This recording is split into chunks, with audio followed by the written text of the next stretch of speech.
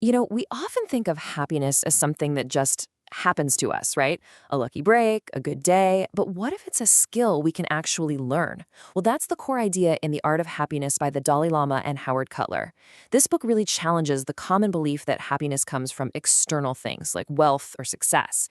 Instead, it offers this transformative perspective that true happiness is something we can cultivate from within through mental discipline and compassion. It's a fascinating blend of Buddhist philosophy and Western psychology. And in this explainer, we're going to break down the key insights that can help us build a life of inner peace and fulfillment. So here's our game plan. We'll start by figuring out what true happiness even is, and then we'll get into how it can be practiced, just like a skill. We're also going to explore the incredible power of compassion, the surprising wisdom you can find by transforming suffering, and, of course, how to apply all of this to our daily lives. To wrap it all up, we'll see how these ideas come together to create a whole new philosophy for living. All right, so let's start at the very beginning.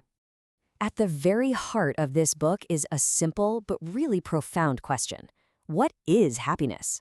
For most of us, the answer is usually tied to things on the outside, pleasure, success, or just avoiding pain. But this is where the book really flips the script on us. As you can see, the common belief is that happiness comes from the outside, things like landing a great job or having financial stability. But the Dalai Lama argues that the true source is an inner state of being. And think about it. We all know people who seem to have it all, but they're still unfulfilled, right?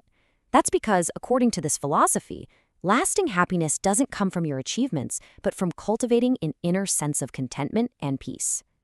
So the crucial takeaway here is that it all comes down to our mindset. It's not really about what happens to us, but about how we interpret it, how we respond when things get tough, and just how we interact with the world. By focusing on things like gratitude and compassion, we can build a sense of fulfillment that isn't so easily shaken by life's inevitable ups and downs. Okay, so this brings us to a really core principle of the book. Happiness isn't just a fleeting feeling. It's a skill you can practice and actually get better at. The book frames happiness as a skill, kind of like playing the guitar or learning a craft. I mean, you wouldn't expect to be a great musician without practice, would you? The same thing applies here. Through conscious effort, we can literally train our minds to be more resilient, more optimistic, and more emotionally balanced, no matter what's happening around us. So, how do we actually do this? Well, the book lays out a few key mental training techniques. First up is reframing our perspective, seeing challenges not as roadblocks, but as real opportunities to grow. Then there's practicing gratitude, making it a daily habit to just notice the good stuff. And finally, cultivating optimism by training ourselves to look for possibilities instead of limitations. These aren't just about thinking positive thoughts. They are active ways to rewrite our emotional responses and build a solid inner stability. Next up, let's look at a theme that runs through the entire book. And it's a big one: the power of compassion. The Dalai Lama makes it crystal clear that compassion for other people is absolutely essential for our own inner peace. This is a pretty big contrast to a lot of Western culture, which often ties our fulfillment to individual achievement. Here, the focus totally shifts to how our interconnectedness and our kindness are what create a deeper, more lasting happiness.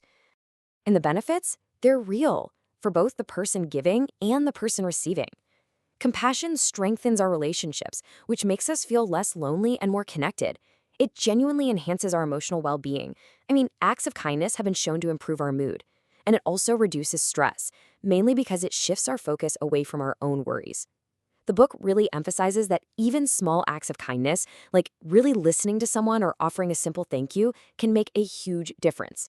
All right, let's move on to one of the most challenging, but maybe one of the most powerful ideas in the book: changing our entire relationship with suffering.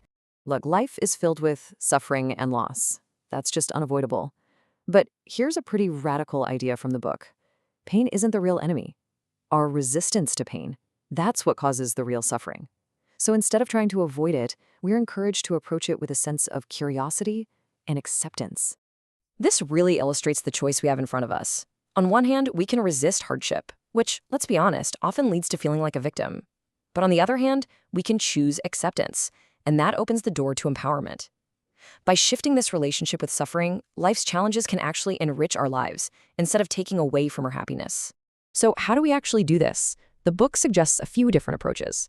First, accept impermanence. Change is inevitable, and embracing that really fosters resilience. Second, find meaning in hardship. So instead of just enduring it, look for the lesson or the opportunity for growth in it. And third, practice mindfulness to stay grounded in the present moment, which helps stop us from getting lost in worry about the past or the future. Okay, so we've talked about some big philosophical ideas. Now let's bring it down to earth. How can we actually bring these powerful concepts into our everyday lives? One of the most powerful tools for this is mindfulness, which is really just the simple practice of being fully present in the moment. In our super hectic lives, it's so easy to get pulled away by distractions and worries. The book really drives home the importance of just slowing down, observing our thoughts without getting all caught up in them, and finding those little moments of stillness. And the good news is, this doesn't have to be complicated. You can start with just 5 minutes of daily meditation to build clarity, or use some mindful breathing exercises to reduce stress. It can even be as simple as what the book calls conscious living, just engaging fully in whatever you're doing, whether it's eating a meal or taking a walk. The key insight here is that mindfulness isn't about escaping reality. It's about experiencing it more deeply. And when we do that, we start to find that happiness is much more accessible in our regular, everyday moments. The book also gives us some really practical daily exercises. It suggests starting each day with a positive intention. Then, throughout your day, look for little opportunities for acts of kindness. When negative thoughts pop up, practice reframing them by asking, what can I learn from this? It's also super important to create space for self-reflection, whether that's through journaling or just a few quiet moments to yourself. And finally, practice non-attachment, learning to let go of those rigid expectations and just accept that life is unpredictable. Each of these is a small, concrete step you can take toward building happiness as a skill. So, let's bring all of these threads together, because this isn't just a collection of nice tips.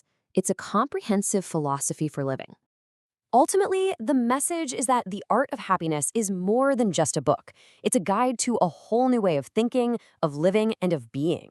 It's a powerful reminder that true happiness doesn't come from what we get on the outside, but from how we choose to engage with our inner world, with others, and with life itself. And it all really comes down to these 3 core pillars: cultivating compassion for ourselves and for others, learning to embrace suffering with grace, and consistently training our minds to stay present. These are the foundations for building a happiness that truly lasts. Through this kind of conscious effort, we can move beyond just chasing temporary pleasures and into a state of deep fulfillment and lasting inner peace. Really, the most crucial takeaway is that happiness isn't some final destination we arrive at. It's a path we choose to walk every single day. So the question I'll leave you with is this: what small step on that path will you take today?